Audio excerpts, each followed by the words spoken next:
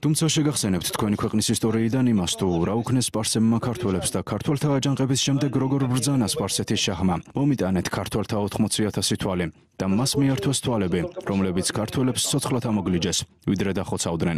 შაჰის წინ ლანგარზე იწყო დახვევებული ქართველთა თვალები. მან კი ისინი სათითაოდ გადასინჯა და გადათვალა. ესაა კავკასია. მას უმძიმესი ისტორია აქვს. ამის შემდეგ ქართველები თითქმის აღგვილნი აღმოჩნდნენ მიწისაგან პირისა და მხოლოდ რუსეთის ხელისუფლების ქვეშ აღდგა ქართული პოპულაცია. მხოლოდ რუსეთის წყალობით არსებობს დღეს ქართველი ხალხი, რომ არა რუსეთი. მეზობლები მას მოსპობდნენ. თუმცა იგივეა ჩვენთანაც.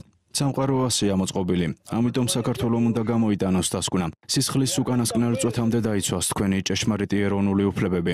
ნუ გაყიდით მას და ნუ რასდროს უღალატებთ მეგობრებს. მათ ვინც მთელი ისტორიის მანძილზე დაამტკიცა, რომ ისინი თქვენი ჭეშმარიტი მეგობრები არიან და მზად არიან დაგეხმარონ და დაგიცვან.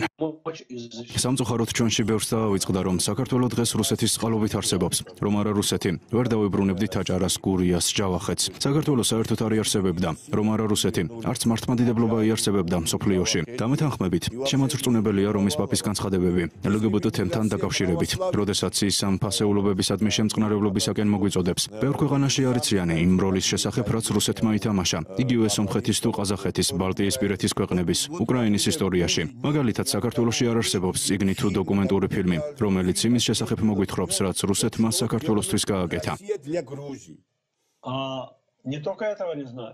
არამც თუ ეს არიციან, არამედ არც ის თუ რა შესძინეს ქართველებმა რუსეთს. როგორია ქართველთა როლი რუსეთის ისტორიაში, რუსეთის კულტურაში, რუსეთის მეცნიერებაში, რუსეთის მედიცინაში. მე ეს ჯერ კიდევ მახსოვს. რამდენმა იცის დღეს საქართველოში ის თუ ვინ იყო ბაგრატიონი, რამდენმა იცის რომ მთელი ქართული არისტოკრატია, რუსული არისტოკრატიის განუყოფელი და პატივცემული ნაწილი გახლდათ. ყველა ქართველ თავადს ისეთივე რანგი ეკავა, როგორც რუს თავადაზნაურობას. როგორი პატივისცემა იყო საქართველოს მიმართ. მხოლოდ რუსეთს როდი აქვს ამაგი საქართველოზე, არამედ საქართველომაც მისცა რუსეთს იმდენი, რამდენიც შეეძლო. შეუძლებელია ამოვშალოთ დიდი რუსეთის ისტორიიდან კავკასიის ამ მცირერიცხოვანი ერის როლი. ეს ეხება რუსეთის კულტურას, მას მერე რაც საქართველო რუსეთის შემადგენლობაში შევიდა და ეს ეხება საბჭოთა კავშირსაც.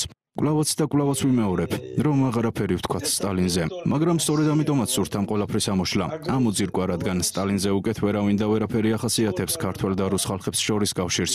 მახსოვს სტალინის გამოსვლები, მას ახლაც უსმენ. საუბრისას მისი ქართული აქცენტი. ამას ყველანი ბუნებრივად აღვქვამდით, მაგრამ სტალინის გარდა საბჭოთა კავშირს სხვა ქართველი ხელისუფალნიც ყავდა, თუნდაც ორჯონიკიძე. მათი სია უსასრულოა. ვის უნდა უმადლოდეს საბჭოთა კავშირი და დღევანდელი რუსეთი თავის არსებობას. Сегодня существует.